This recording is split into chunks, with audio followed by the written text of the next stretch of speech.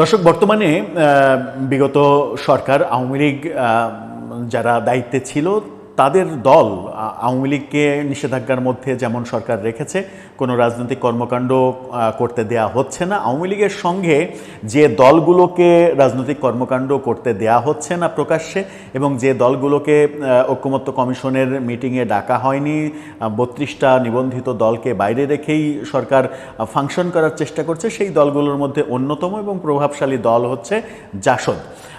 সেই জাসদের নেতা হাসানুল হক ইনু অনেক দিন থেকেই গ্রেপ্তার হয়ে জেলে রয়েছেন এবং ভাবা হচ্ছে যে যে কয়জন জেলে রয়েছেন যাদের সর্বোচ্চ লেভেলের শাস্তি দেওয়ার ব্যবস্থা হতে পারে তার মধ্যে হাসানুল হক ইনুও অন্যতম। শেখ হাসিনা, সাবেক স্বরাষ্ট্রমন্ত্রী আসাদুজ্জামান খান কামাল, শেখ হাসিনার নিরাপত্তা উপদেষ্টা তিনি, সাথে সালমান এফ রহমান, আইন উপদেষ্টা আনিসুল হক,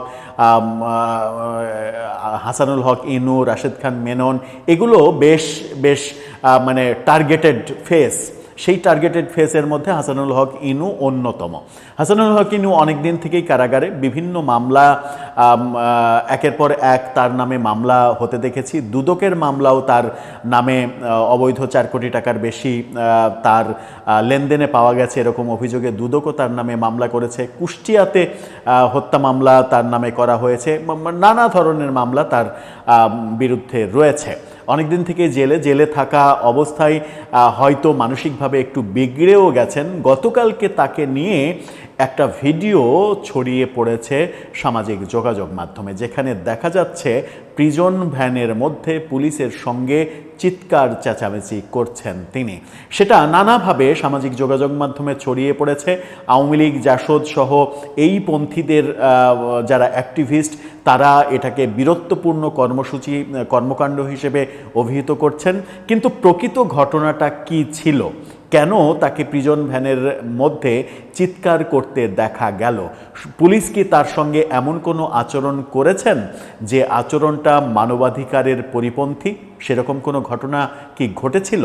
একটু বুঝে ওঠার চেষ্টা করব গণমাধ্যমের খবর অনুযায়ী, যদিও যে গণমাধ্যমের রেফারেন্স দেব সেই গণমাধ্যমটা একেবারে শতভাগ আওয়ামী বিরোধী একটা গণমাধ্যম। এই গণমাধ্যমের রেফারেন্স দেওয়ার মূল কারণ হচ্ছে, আওয়ামী বিরোধী গণমাধ্যমের রেফারেন্স দিলে ব্যাপারটা গণমাধ্যম কোনোভাবে বায়াসড হয়ে আওয়ামীপন্থী কিংবা জাসদপন্থী হয়ে তাদের লেখনী সাজিয়েছে এটা ভাবার কোনো স্কোপ থাকবে না। আমরা ইনকিলাবের খবর নিয়ে আলোচনা করব এবং বোঝার চেষ্টা করব গতকালকে হাসানুল হক ইনুর সঙ্গে প্রিজন ভ্যানে কি হয়েছিল, আদৌ কেন তিনি পুলিশের সঙ্গে চিৎকার করলেন, কোন অধিকার পাওয়ার জন্য তিনি চিৎকার করলেন কিংবা চিৎকার করতে বাধ্য হলেন এবং ভিডিও ভাইরাল হলো। থাকবেন পলিটিক্স টিভির নিয়মিত আয়োজনে।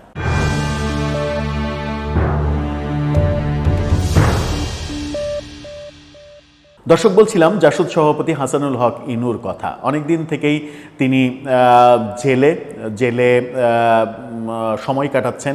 এর মাঝে একটা খবর গণমাধ্যমে প্রকাশ হতে দেখেছি, আমি জানি না খবরটা সত্য কি মিথ্যা।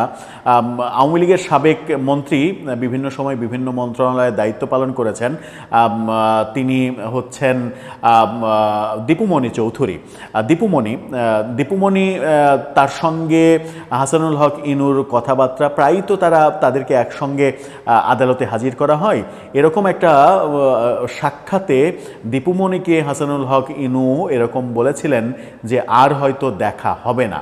দীপুমণি তখন তাকে বলেছিলেন যে আত্মবিশ্বাস হারিয়েন না, আত্মবিশ্বাস রাখেন, আমাদেরই জয় হবে। এরকম খবর ছড়িয়ে পড়তে দেখেছিলাম। আমি জানি না যে এই খবরটা সত্যি কিনা, কিংবা হাসানুল হক ইনু সত্যিই মানসিকভাবে ভেঙে পড়েছেন কিনা। আজীবন বাম ঘরানার রাজনীতি করা কমরেড হঠাৎ করে মানসিকভাবে বিপর্যস্ত হয়ে পড়লেন কিভাবে? এই কদিন, গত 1 বছরের বেশি সময় ধরে তিনি জেলে রয়েছেন। সেই জেলে থাকা অবস্থাতে সত্যিই তিনি মানসিকভাবে, শারীরিকভাবে ভেঙে পড়েছেন কিনা এবং টেম্পারমেন্টও হারিয়ে ফেলেছেন কিনা, সেই প্রশ্নগুলো আসতে পারে যখন আমরা গতকালকে দেখলাম যে তাকে কেন্দ্র করে একটা ভিডিও ছড়িয়ে পড়ল। ভিডিওটা একটু দেখে আসি চলুন। আর কথা বলাবেন না স্যার। আপনারা কথা বলেন না। আইনে থাকলে আমাকে বলেন কথা বলেন। আমি তারে থাকবো, আমি তারে থাকবো। কেন ভিতরে নিয়ে বলেন তার থামানো নিষেধ, নিষেধ হাত ধরে নিষেধ, কথা বলা নিষেধ। আমি তারে থাকবে আইনে আছে।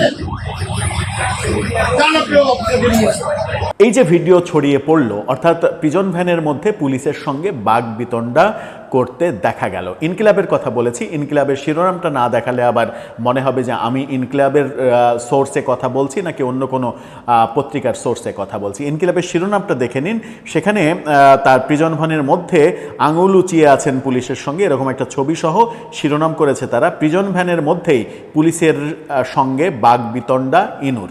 সেখানে প্রকৃত ঘটনা যেটা বলা হচ্ছে সেটা হচ্ছে যে প্রিজন ভ্যানের মধ্যে বাগবিতণ্ডা করতে দেখা গেছে। ঘটনাটি ঘটেছে দুপুর 12টার দিকে গতকালকে মহানগর দায়রা জজ আদালত চত্বরের সামনের রাস্তায় এই ঘটনাটা ঘটেছে। কেন এই ঘটনাটা ঘটলো? ঘটনাটা ঘটার কারণ হচ্ছে তাকে যখন জেল থেকে আনা হয় তখন খুবই তড়িঘড়ি ধাক্কাধাক্কি করে আনা হয়েছে এবং পরে দেখা গেছে আদালতে আনার পরে দুদকের যে মামলায় আনা হয়েছিল সেই মামলার কার্যক্রমই হয়নি গতকালকে। সেই কারণে হয়তো তিনি একটু ক্ষেপে ছিলেন।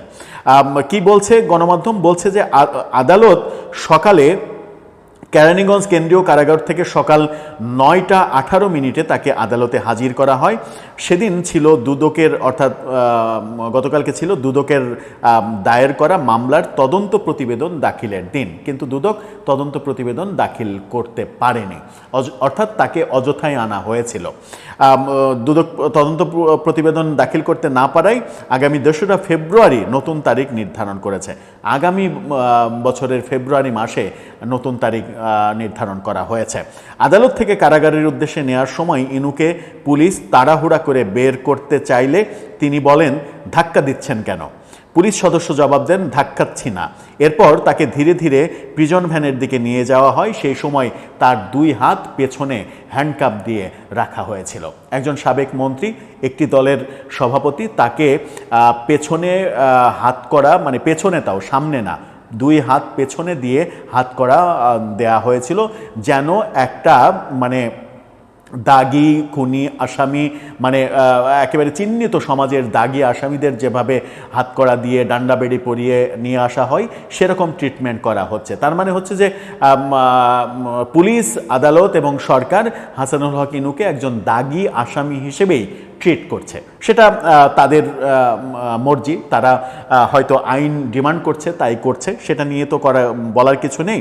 প্রিজন ভ্যানের পৌঁছে ইনু দাঁড়িয়ে থাকলেন, প্রিজন ভ্যানের মধ্যে তিনি দাঁড়িয়ে ছিলেন এবং দাঁড়িয়ে থাকার কারণ হচ্ছে প্রিজন ভ্যানের ওপরে যে লোহার মানে গ্রিলটা থাকে সেখান দিয়ে বাইরে অপেক্ষমান নেতাকর্মীদের সঙ্গে কথা বলা যায় এবং এরকম আদালতে উপস্থিতির দিনই তো নেতাকর্মীরা যান একটু দেখা করতে, একটু 2-1টা শব্দ উচ্চারণ করতে, সেই কাজটা করার জন্যই তিনি দাঁড়িয়েছিলেন। পুলিশ তাকে তখন বলেন যে বসতে হবে।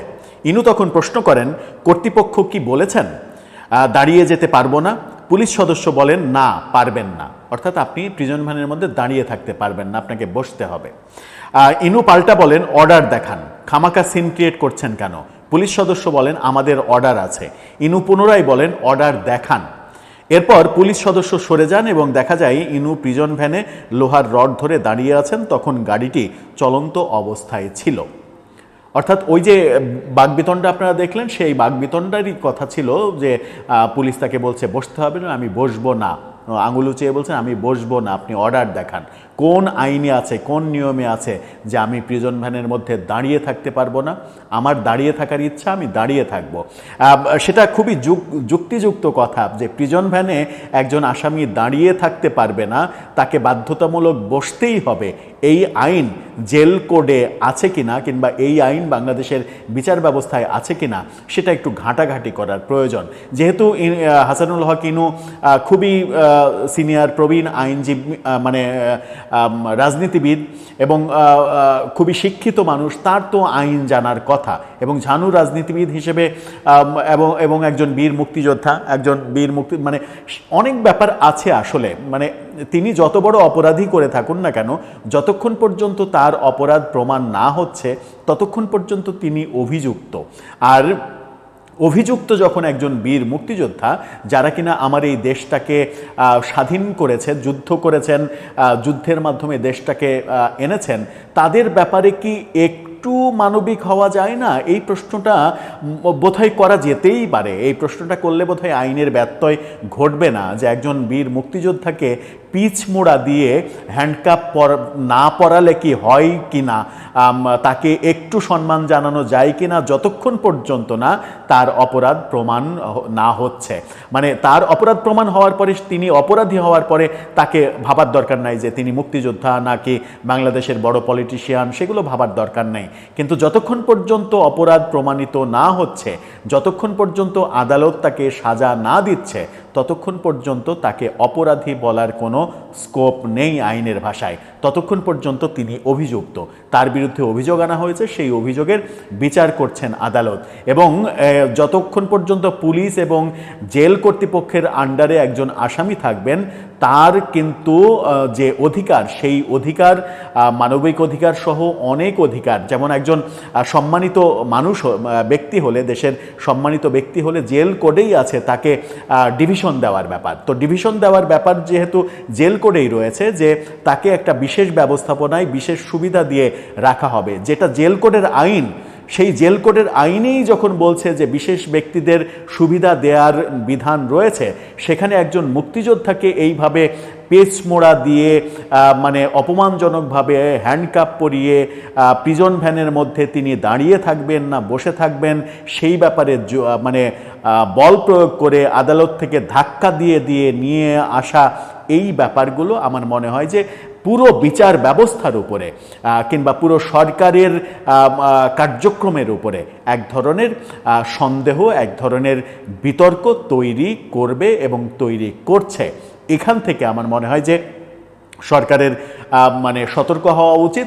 সরকারের সতর্ক যখন হওয়া উচিত, তখন আমরা ছোট্ট করে জেনে নিই যে দুদকের কি অভিযোগ। দুদকের অভিযোগ হচ্ছে হাসানুল হক ইনু জ্ঞাত আয়ের উৎসের সঙ্গে অসঙ্গতিপূর্ণ 4,84,25,507 টাকার সম্পদ অর্জন ও দখলে রাখেন।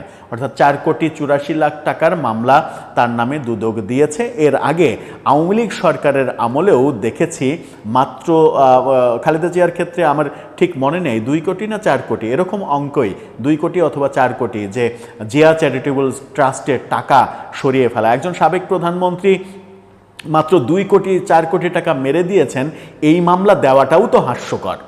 তো এই ক্ষেত্রে বোধহয় সেটাও বলা যায় যে আওয়ামী লীগ সরকারের আমলে যেটা দেখেছি খালেদা জিয়ার ব্যাপারে, এই দুদকের মামলাকেও ওরকম মনে হতে পারে যে হাসানুল হক ইনুর মতো একটা পার্টির প্রেসিডেন্ট, একজন মানে তার স্ত্রী বাংলাদেশের প্রখ্যাত একজন ব্যবসায়ী এবং বহুদিনের পুরনো রাজনীতিবিদ, এবং যার ঢাকায় বাড়ি গাড়ি সব আছে, তার অ্যাকাউন্টে যদি 4 কোটি টাকা পাওয়া যায়, সেই মামলাটা কতটা গ্রহণযোগ্য আর কতটা হাস্যকর। এই মামলাটাও কি মানে আওয়ামী লীগের দেয়া খালেদা জিয়ার বিরুদ্ধে যে 2 কোটি 4 কোটি টাকার মানে টাকা মেরে দেওয়ার যে ঘটনা, সেরকম হাস্যকর ব্যাপারেই চলে যাবে কি না? মানে বাংলাদেশের সরকার পরিবর্তন হয়, রাজনীতি পরিবর্তন হয়, প্রশাসক পরিবর্তন হয়, দল পরিবর্তন হয়, কিন্তু বাংলাদেশের রাজনীতির কালচার পরিবর্তন হয় না। এটা দেখতে দেখতেই বোধহয় আমাদের পরপারে চলে যেতে হবে একদিন। দর্শক, এ ব্যাপারে আপনার মতামত জানিয়ে লিখতে পারেন আমাদের কমেন্ট বক্সে।